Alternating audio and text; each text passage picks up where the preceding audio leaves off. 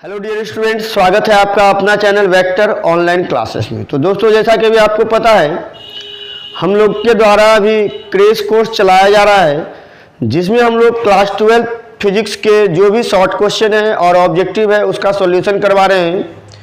और आज जो हम लोग देखने वाले हैं शॉर्ट क्वेश्चन, वो हम लोग देखने वाले हैं ऑप्टिक्स के, जिसको हम लोग कहते हैं प्रकाशिकी। प्रकाशिकी में हम लोग पढ़ रहे हैं आज पहला क्वेश्चन। तो देखते हैं क्या है अभी आपका, अपवर्तनांक से आप क्या समझते हैं। ठीक है, अपवर्तनांक से आप क्या समझते हैं। लेकिन अपवर्तनांक जानने से पहले हम लोग समझते हैं एक बार, जो चैप्टर का नाम है आपका ऑप्टिक्स यानी प्रकाशिकी। प्रकाशिकी होता क्या है, तो फिजिक्स का एक ऐसा ब्रांच है जिसमें हम लोग लाइट के बारे में पढ़ते हैं। लाइट से रिलेटेड जितने भी फैक्ट हैं, जितने भी प्रॉपर्टीज हैं, इसके प्रोपागेशन किस प्रकार से होते हैं, ट्रांसमिशन किस प्रकार से होते हैं, इनके कौन कौन से प्रॉपर्टीज हैं, सारे चीज़ के बारे में हम लोग इसमें स्टडी करते हैं। ठीक है, जो कि आपका बोर्ड एग्जाम के लिए बहुत ही वीवीआई टॉपिक होता है। तो चलते हम लोग पहले क्वेश्चन की ओर। और पहला क्वेश्चन आपका क्या है, देखिए, अपवर्तनांक। अपवर्तनांक के बारे में क्या कहा गया है दोस्तों, देखिए, बोला गया है क्या, निर्वात में प्रकाश के वेग एवं किसी माध्यम में प्रकाश के वेग के अनुपात को हम लोग अपवर्तनांक कहते हैं। तो देखिए क्या बोला जाता है कि निर्वात में प्रकाश के वेग एवं किसी माध्यम में प्रकाश के वेग के अनुपात को हम लोग क्या कहते हैं, अपवर्तनांक कहते हैं।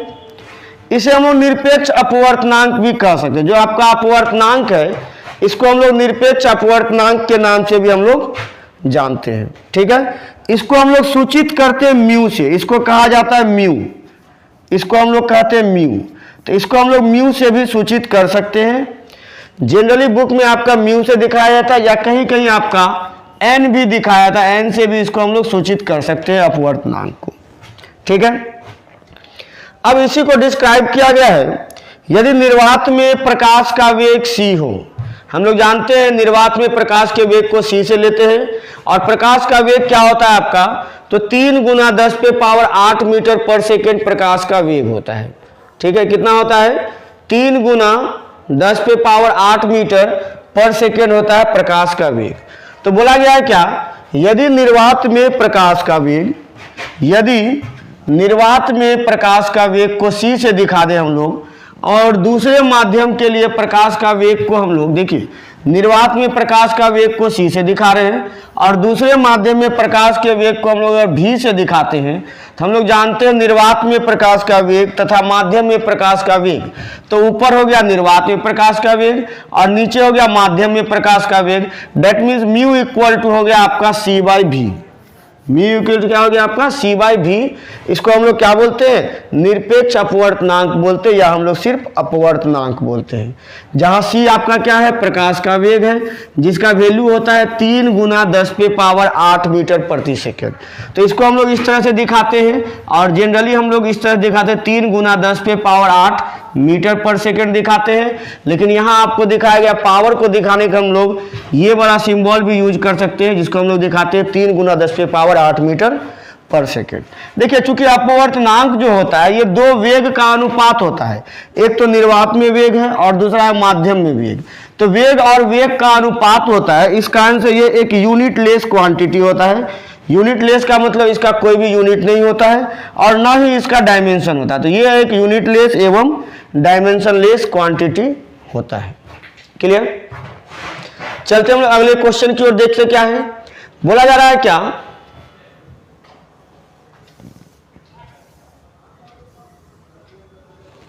सूर्योदय या सूर्यास्त के समय क्षितिज लाल दिखाई देता है। क्षितिज का मतलब हो गया कि सूर्य के आसपास का एरिया जो है हमको कैसा दिखाई देता है, लाल यानी कि ऑरेंज कलर का दिखाई देता है।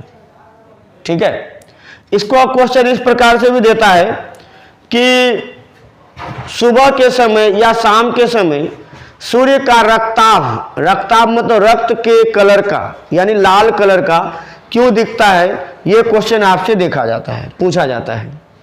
तो देखिए, यहाँ दो टर्म होता है, एक तो प्रकीर्णन होता है, एक आपका वर्ण विक्षेपण होता है। ठीक है, तो हम लोग जानते हैं, अगर हम लोग देखा जाए सूर्य के प्रकाश के बारे में, तो सूर्य के प्रकाश में टोटल 7 रंग होते हैं, ठीक है, जो हम लोग प्रिज्म से बाद में देखेंगे थोड़ी देर के बाद। इन 7 रंगों में से देखा जाए तो सबसे ऊपर का जो कलर होता है ये रेड होता है, और जिसका तरंग दैर्घ्य सबसे ज़्यादा होता है, ठीक है। उसी तरह से बात करें सबसे नीचे वाला, तो सबसे नीचे वाला कलर जो होता है वो बैगनी होता है, और बैगनी रंग का तरंग दैर्घ्य जो होता है वो सबसे कम होता है, ठीक है। लाल का तरंग दैर्घ्य सबसे ज़्यादा होता है, बैगनी का तरंग दैर्घ्य सबसे कम होता है। लेकिन इसी का उल्टा बोला जाए प्रकीर्णन, अगर प्रकीर्णन के बारे में कहा जाए तो सबसे ज़्यादा प्रकीर्णन जो होता है वो बैगनी रंग का होता है, और सबसे कम प्रकीर्णन लाल रंग का होता है। प्रकीर्णन का मतलब होता है कि लाइट का फैलना, ठीक है, लाइट का फैल जाना। तो होता क्या है कि जब हम लोग इन 7 कलर की बात करते हैं तो सबसे ज़्यादा प्रकीर्णन बैगनी रंग का होता है, ठीक है। और बैगनी रंग का प्रकीर्णन सबसे ज़्यादा होने के कारण क्या होता है, पूरे आकाश में ये सब रंग फैल जाता है। और लाल रंग का प्रकीर्णन सबसे कम होने के कारण किसी एक पर्टिकुलर पॉइंट पर सिर्फ लाल दिखाई देता है, पूरा लाल सा डीप लाल दिखाई देता है।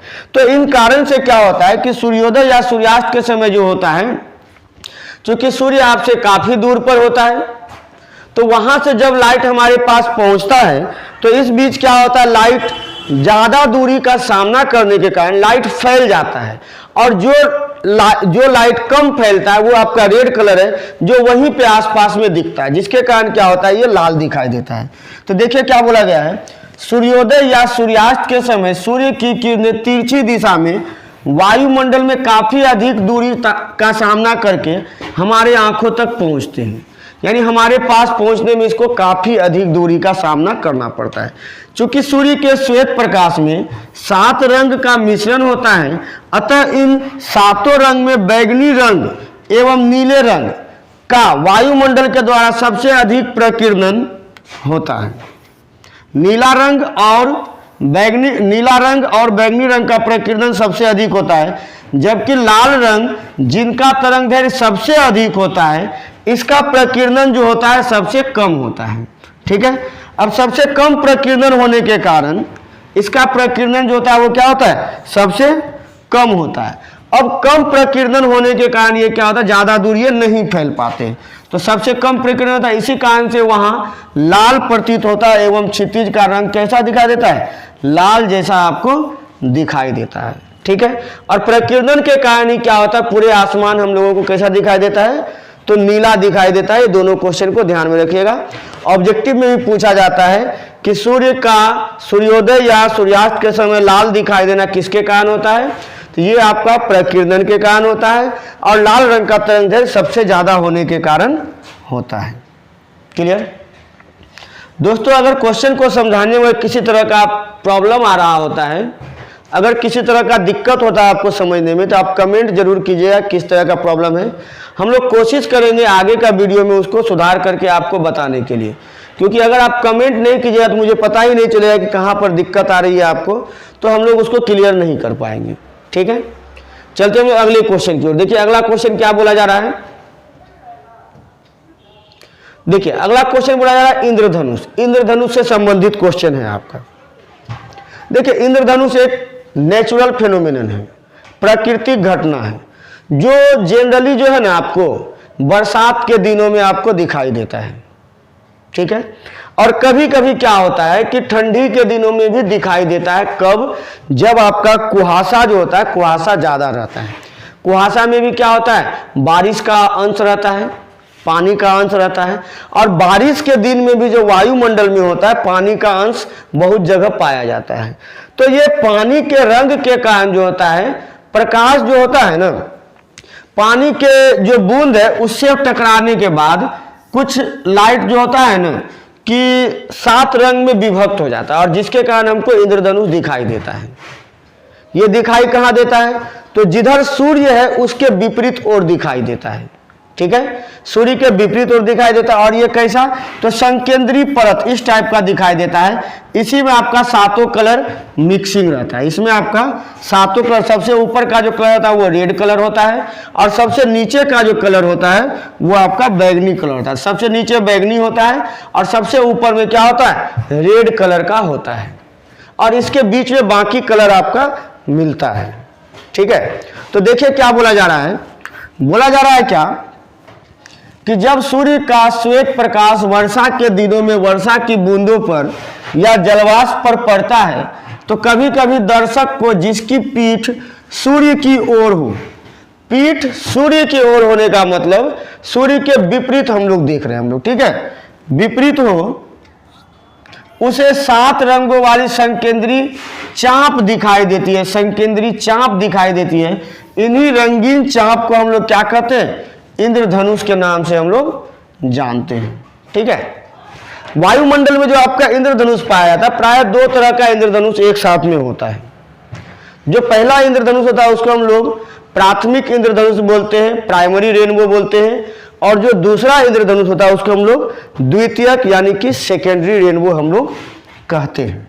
ठीक है, तो क्या बोला गया, देखिए प्राय 2 इंद्रधनुष हमेशा साथ में ही दिखाई देते हैं, जो एक दूसरे के ऊपर होता है, जो एक दूसरे के ऊपर होता है। इन इंद्रधनुषों में अंदर वाले इंद्रधनुष प्राथमिक इंद्रधनुष होते हैं, जबकि बाहर वाले इंद्रधनुष को हम लोग क्या बोलते हैं, द्वितीयक इंद्रधनुष बोलते हैं। अंदर वाला को क्या बोलते हैं, प्राथमिक इंद्रधनुष बोलते हैं, और बाहर वाले को क्या बोलते हैं हम लोग, द्वितीयक इंद्रधनुष कहते हैं। क्लियर, तो एक तो आपसे पूछा जा सकता है कि इंद्रधनुष क्या है, दूसरा आपसे पूछा जा सकता है कि प्राथमिक इंद्रधनुष और द्वितीयक इंद्रधनुष क्या है, या आपसे पूछा जाएगा प्राथमिक और द्वितीयक में क्या अंतर है, ये आपसे पूछा जा सकता है। तो चलते हम लोग प्राथमिक इंद्रधनुष के तरफ, देखते हैं प्राथमिक इंद्रधनुष क्या होता है। तो प्राथमिक इंद्रधनुष जो होता है वो एक प्रकार का इंद्रधनुष ही होता है, जिसमें क्या होता है कि सूर्य के प्रकाश का 2 बार अपवर्तन होता है और 1 बार परावर्तन होता है। ध्यान रखिएगा, 2 बार अपवर्तन और 1 बार परावर्तन होता है। ठीक है, किस तरह से होता है, तो इस टाइप का देखिए, ऐसा कुछ होता है कि लाइट, ये आपका मान लीजिए वर्षा का बूंद है, ठीक है, लाइट यहां से गया, यहां से अपवर्तन हुआ, देखिए ये लाइट गया यहां से और यहां से अपवर्तित हुआ। ये क्यों, क्योंकि हवा से कहां गया, ये पानी में गया, तो हवा से पानी में गया तो ये क्या हुआ, अपवर्तित हुआ। अब यहां से क्या होता है, परावर्तित होता है। देखिए एक बार परावर्तित हुआ और उसके बाद फिर ये बाहर निकलता है, तो बाहर निकला तो फिर से क्या हुआ, यहां से फिर अपवर्तन हुआ।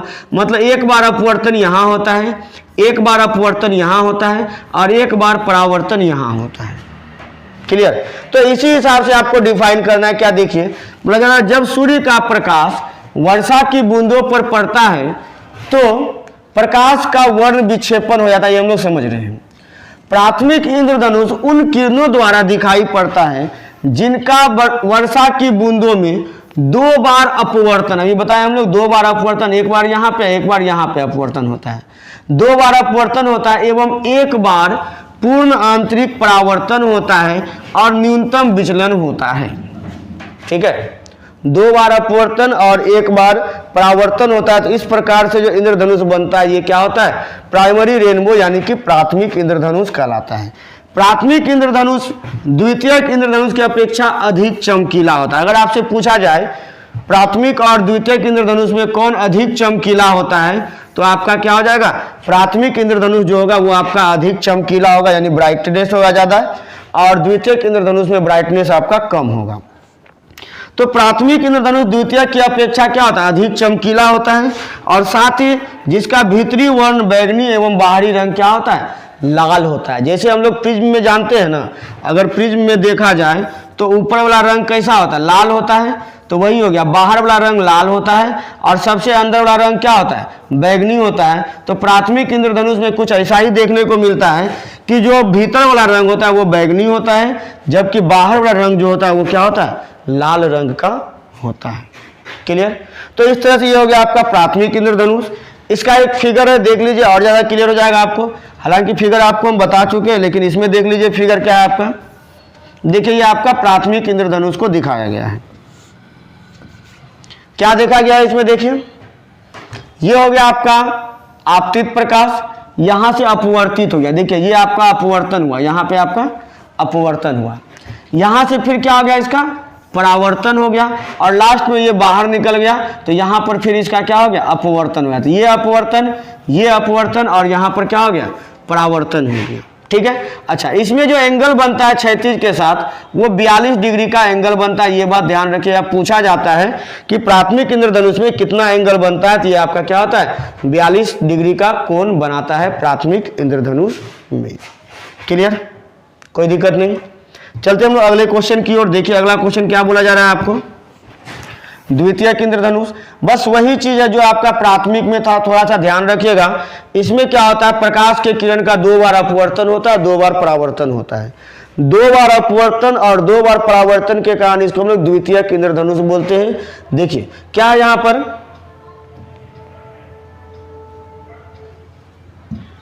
देखिए क्या है, द्वितीयक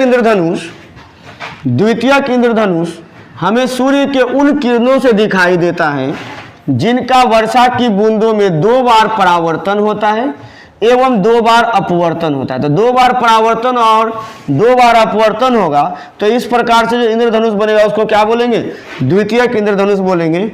तो द्वितीयक इंद्रधनुष बनने की स्थिति में ऊपर वाला चाप जो होगा बैगनी, जस्ट उसका उल्टा, उसमें ऊपर वाला लाल था, इसमें ऊपर वाला बैगनी हो जाएगा, और नीचे वाला जो होगा वो आपका क्या हो जाएगा, लाल होगा। नीचे वाला चाप क्या होगा, लाल होगा, जबकि ऊपर वाला क्या होगा, आपका बैगनी रंग का होगा। ठीक है। और इसमें जो एंगल बनता है, इसमें जो क्षैतिज के साथ एंगल बनता है वो आपका 51 डिग्री का एंगल बनता है। ध्यान रखिएगा, इसमें कितना डिग्री एंगल बनता है, 51 डिग्री का। ये भी आपसे ऑब्जेक्टिव में पूछा जाता है।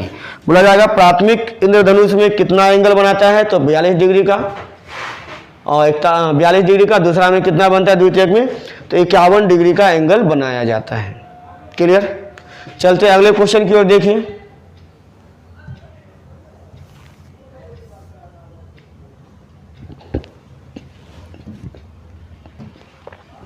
नेक्स्ट क्वेश्चन क्या है, प्रकाश का वर्ण विक्षेपण से आप क्या समझते हैं। वर्ण विक्षेपण आप लोग 10th क्लास में भी पढ़ चुके होंगे पहले। वर्ण विक्षेपण में होता क्या है, जब प्रकाश की किरण को किसी प्रिज्म से होकर के गुजारा जाता है तो प्रिज्म से प्रकाश निकलने के बाद अपने 7 रंग में विभक्त हो जाता है। इसी घटना को वर्ण विक्षेपण हम लोग कहते हैं। तो उसी को हम लोग यहाँ दिखाएंगे। तो देख लीजिए क्या है, यहाँ पर बोला गया है क्या कि सर्वप्रथम न्यूटन ने 1966 में, ऑब्जेक्टिव बनेगा यहाँ से आपका, बोला जाता है क्या कि न्यूटन के द्वारा वर्ण विक्षेपण को कब बताया गया, कब एक्सप्लेन किया गया, तो 1966 में। सर्वप्रथम न्यूटन ने 1966 में प्रिज्म के द्वारा प्रकाश के वर्ण विक्षेपण की क्रिया का विश्लेषण किया गया। उन्होंने बताया कि सूर्य के श्वेत प्रकाश में 7 रंग का मिश्रण होता है। ये बताया गया किसके द्वारा, न्यूटन के द्वारा। कब बताया गया, 1966 में बताया गया। इनके अनुसार क्या था, जब श्वेत प्रकाश को किसी प्रिज्म से होकर के गुजारा जाता है, यही जो हमने बताया अभी आपको, ये प्रिज्म है। जब प्रिज्म से होकर के गुजारा जाता है तो अपवर्तन के बाद ये प्रकाश की किरणें अपने 7 अवयवी रंगों में विभक्त हो जाते हैं। इस प्रकार श्वेत प्रकाश के 7 रंगों में विभक्त होने की घटना को वर्ण विक्षेपण कहा जाता है। देखिए ये लाइट गया और ये इस तरह से 7 रंग में विभक्त हो जाएगा। ठीक है। तो 7 रंग में विभक्त होने की घटना को हम लोग क्या बोलते हैं, वर्ण विक्षेपण कहते हैं। अब जिधर आपका 7 रंग मिल रहा है, अगर वहां पर कोई व्हाइट पट्टी हम लोग रख दें तो वहां पर 7 रंगों का जो पट्टी मिलता है, इस पट्टी को हम लोग वर्णपट कहते हैं। इसको क्या कहते हैं हम लोग, वर्णपट कहते हैं। ठीक है। वर्णपट यानी कि स्पेक्ट्रम के नाम से हम लोग जानते हैं। इस स्पेक्ट्रम में सबसे ऊपर का जो कलर होता है वो क्या होता है, रेड कलर का होता है, जबकि सबसे नीचे का जो कलर होता है वो क्या होता है, आपका बैगनी कलर का होता है। देखिए यहाँ जो आपका सबसे ऊपर का कलर है, ये सबसे ऊपर का जो कलर होता है ये आपका रेड होता है। सबसे ऊपर का कलर रेड होता है और सबसे नीचे कलर क्या होता है, वायलेट होता है। क्या होता है, वायलेट यानी कि बैगनी होता है। ठीक है।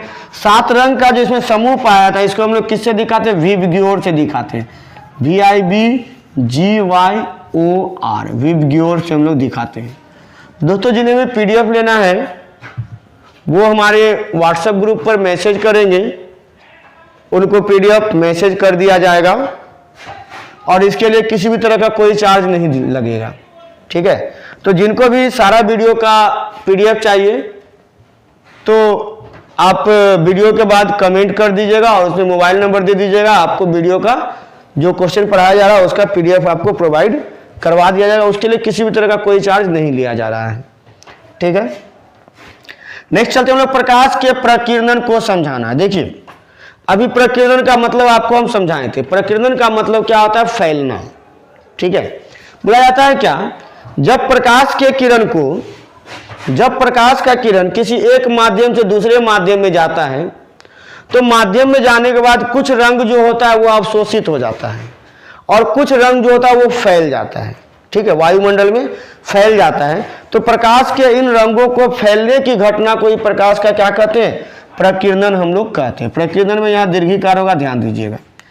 जब प्रकाश की किरण एक माध्यम से दूसरे माध्यम में प्रवेश करती है तो प्रकाश का कुछ भाग दूसरे माध्यम द्वारा अवशोषित हो जाता है तथा शेष भाग अनियमित रूप से इधर उधर बिखर जाते हैं। प्रकाश के इस प्रकार इधर उधर बिखरने की घटना को हम लोग क्या कहते हैं? प्रकाश का प्रकीर्णन हम लोग कहते हैं। प्रकाश का प्रकीर्णन हम लोग कहते हैं। आकाश का जो नीला दिखाई देना होता है, आकाश जो आपको नीला दिखाई देता है, ये प्रकीर्णन के कारण ही आपको दिखाई देता है। आकाश का नीला दिखाई देना प्रकीर्णन के कारण ही संभव हो पाता है। ठीक है, नेक्स्ट चलते हैं हम लोग क्रांतिक कोण की ओर। देखिए दोस्तों, इसमें जो आपको फिगर बताया जा रहा है उसको कम से कम कॉपी लेकर के बैठिएगा, कॉपी पर लिख लीजिएगा। सारा फिगर जो बताया जाएगा, जो पॉइंट बताया जा रहा है उसको भी देखिएगा, क्योंकि वो सारा का सारा आपको ऑब्जेक्टिव के लिए काम कर जाएगा। और दूसरी नंबर बात दोस्तों, अगर हमारा क्वेश्चन 2 नंबर का क्वेश्चन में 2 लाइन 3 लाइन हो रहा है तो कोशिश कीजिएगा उसका फिगर बनाने के लिए। अगर आप फिगर बना देते हैं उसका तो आपके लिए बहुत ही आसान होगा, नंबर उठाना आसान हो जाएगा। क्योंकि कोई भी एग्जामिनर चाहता है कि आप उसको अधिक से अधिक दे पाएँ, बता पाएँ कि हाँ आपके पास क्या जानकारी है क्या नहीं है।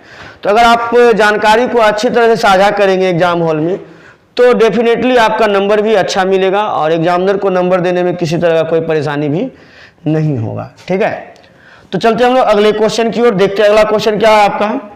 नेक्स्ट क्वेश्चन है आपका क्रांतिक कोण। अगला क्वेश्चन आपका क्या है? क्रांतिक कोण।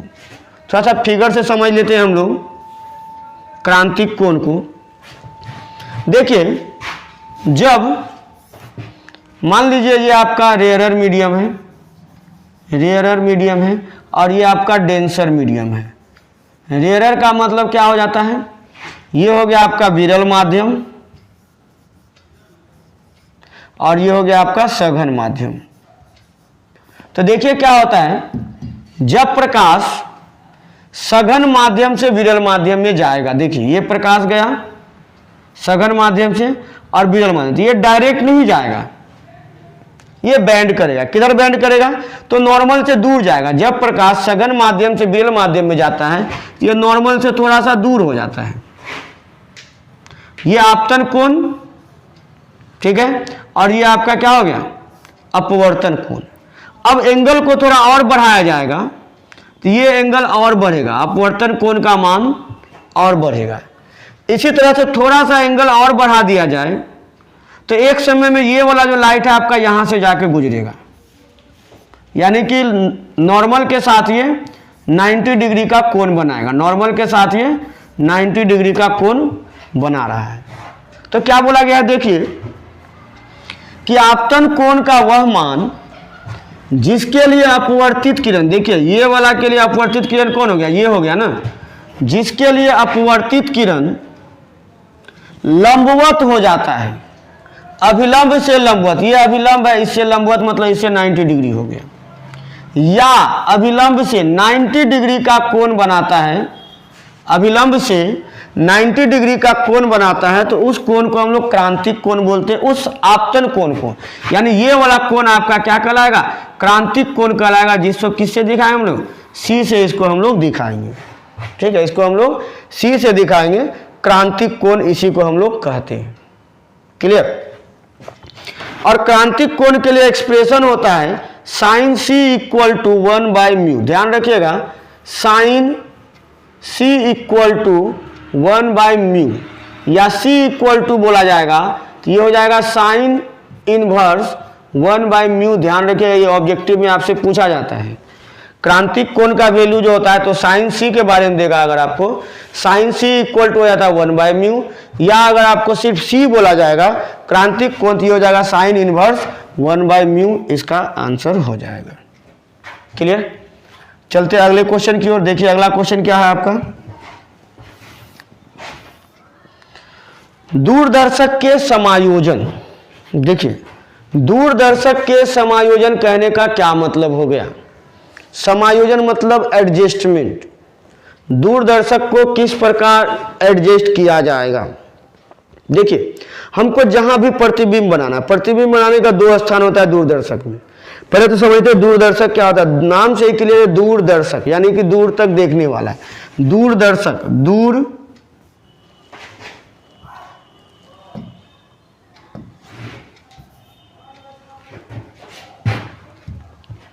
दूरदर्शक, दर्शक मतलब दिखने वाला और दूर मतलब दूर, दूर तक दिखाई देने वाला जो यंत्र होगा उसको क्या बोलेंगे, दूरदर्शक बोलेंगे हम लोग। तो होता क्या है, दूरदर्शक में जो अंतिम प्रतिबिंब होता है, जो प्रतिबिंब बनाना है, चूंकि अब क्या होगा कि जब आप दूरदर्शक से देखेगा तो वस्तु का प्रतिबिंब हमको एडजस्ट करके वो दिखाता है कि कहाँ पर मेरा प्रतिबिंब बनना चाहिए। तो प्रतिबिंब बनने का दो स्थिति होता है, एक हो जाता है आपका अनंत पे प्रतिबिंब का बनना और दूसरा हो जाता है स्पष्ट दृष्टि की न्यूनतम दूरी पर प्रतिबिंब का बनना। ठीक है, एक हो जाता है अनंत पर बनना, दूसरा क्या होता है स्पष्ट दृष्टि की न्यूनतम दूरी पर प्रतिबिंब का बनना। तो देखिए क्या बोला गया है, दूरदर्शक का समायोजन दो प्रकार से होता है। सबसे पहले आपका है सामान्य समायोजन। ठीक है, क्या है आपका सामान्य समायोजन। सामान्यतः जो समायोजन होगा वो एडजस्टमेंट क्या है, दूरदर्शक का सामान्य समायोजन उस स्थिति में होता है जब अंतिम प्रतिबिंब अनंत पर बनता है। अंतिम प्रतिबिंब को अगर अनंत पर बनाना हो तो उस प्रकार का जो समायोजन होगा उसको हम लोग क्या बोलेंगे, सामान्य समायोजन बोलेंगे। लेकिन प्रतिबिंब द्वारा बनाया गया दर्शन कोण का मान अधिक होता है। ठीक है, लेकिन प्रतिबिंब द्वारा बनाया गया जो दर्शन कोण का मान होता है वो क्या होता है, अधिक होता है। ठीक है, चलते इसका दूसरा पार्ट में। देखिए क्या बोला, दूसरा पार्ट क्या बोला जा रहा है, स्पष्ट दृष्टि की न्यूनतम दूरी के लिए समायोजन। स्पष्ट दृष्टि की न्यूनतम दूरी के लिए समायोजन। आपसे पूछा जाएगा कि दूरदर्शक के समायोजन से आप क्या समझते हैं, तो दो तरह का लिखना है समायोजन। एक होता है अंतिम प्रतिबिंब जो अनंत पर बनता है और एक होता है जब अंतिम प्रतिबिंब क्या होता है, स्पष्ट दृष्टि की न्यूनतम दूरी पर बनता है। तो स्पष्ट दृष्टि की न्यूनतम दूरी के लिए समायोजन रहता है। इस स्थिति में वस्तु का आंख के काफी निकट होती है। इस स्थिति में जो होता है वस्तु आंख के काफी निकट होती है एवं आंख के काफी निकट होने के कारण प्रतिबिंब स्पष्ट रूप से दिखाई देता है। इसको हम लोग क्या बोलते हैं, स्पष्ट दृष्टि के लिए समायोजन। यानी कि यहाँ पर प्रतिबिंब काफी निकट बनता है और जिसके कारण हमको स्पष्ट दिखाई देता है। और दूसरा स्थिति में क्या होता है कि अनंत पर बनता है और वहां भी हम लोग क्या करते हैं, एडजस्ट करके हम लोग इस तरह से करते हैं कि मेरा प्रतिबिंब पूरा स्पष्ट रूप से दिखाई दे। क्लियर। चलते हुए अगले क्वेश्चन की ओर। देखिए 10 नंबर क्वेश्चन क्या है। देखिए बोला गया 10 नंबर क्वेश्चन, दूरदृष्टि दोष किसे कहते हैं। दूरदृष्टि दोष किसे कहते हैं, मतलब आपका हो गया अब दृष्टि दोष से क्वेश्चन।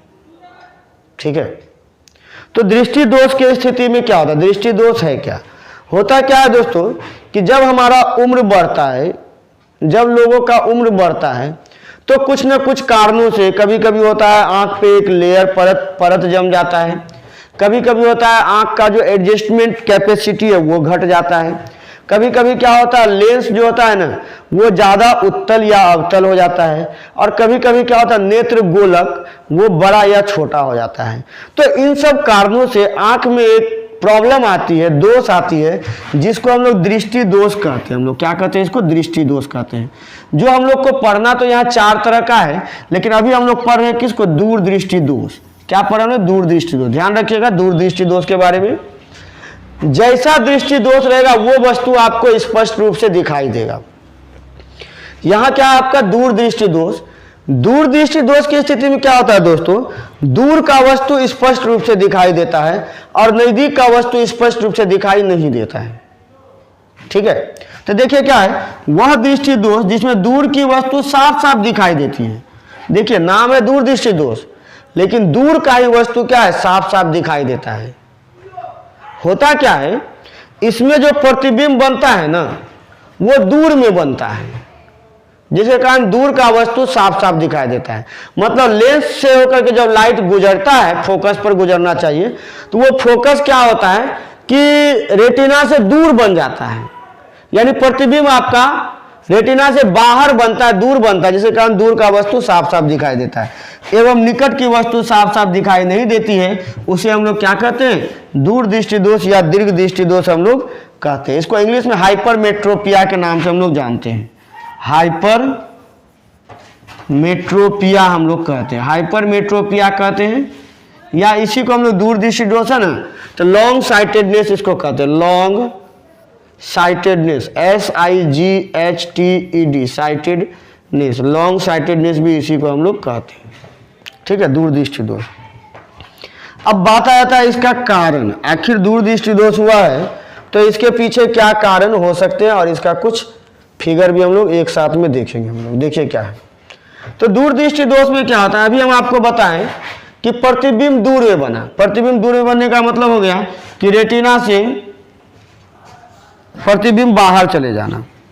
तो यहां हम क्या होगा, देखिए ये आपका नेत्र गोलक है, ये नेत्र गोलक, और ये आपका लेंस है। होता क्या है, एक्चुअल में प्रतिबिंब बनना चाहिए रेटिना पर, इस वाला भाग को हम लोग रेटिना कहते हैं, इसको हम लोग रेटिना कहते हैं, बनना चाहिए प्रतिबिंब यहाँ पे। लेकिन होता क्या है कि प्रतिबिंब यहां नहीं बन के बनता है ये बाहर, ठीक है, यानी कि दूर में बनता है। तो दूर का वस्तु क्या होता है, स्पष्ट रूप से दिखाई देता है, जबकि नजदीक का जो वस्तु होता है वो क्या होता है, हमको स्पष्ट रूप से दिखाई नहीं देता है। ठीक है, तो इस तरह का आपका दो फिगर है, इसको थोड़ा सा समझ लीजिएगा, फिगर को एक बार बना लीजिएगा कॉपी पर, क्योंकि फिगर बनाना काफी जरूरत होता है। ठीक है, अच्छा अब आता है इसका उपाय, निवारण। तो देखिए एक चीज देखेंगे हम लोग, दूर दृष्टि दोष, याद रखिएगा, दूर दृष्टि दोष। दूर, दूर का मतलब लेंस का सतह दूर दूर पर है। देखो ये लेंस का दो सतह है ना, ये दूर दूर है, तो लेंस का सतह दूर दूर होगा, यानी कि कौन सा लेंस होगा, उत्तल लेंस। तो यहां हम लोग क्या करेंगे कि उत्तल लेंस का प्रयोग करेंगे। निकट दृष्टि दोष में देखिए दोनों सतह नजदीक होगा, देखो ये सतह दोनों नजदीक है ना।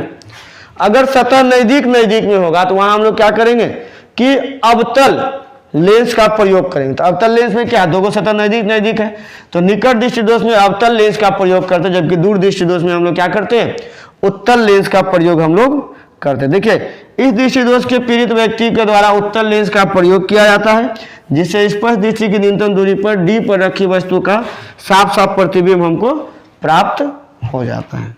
क्लियर, चलते हम लोग अगले क्वेश्चन की ओर।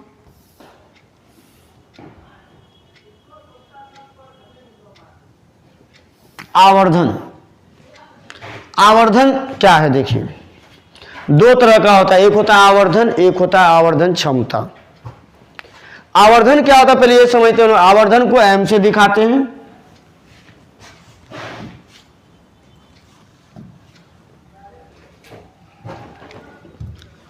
आवर्धन को हम लोग एम से दिखाते हैं, छोटी एम से, और आवर्धन क्षमता को हम लोग कैपिटल एम से दिखाते हैं।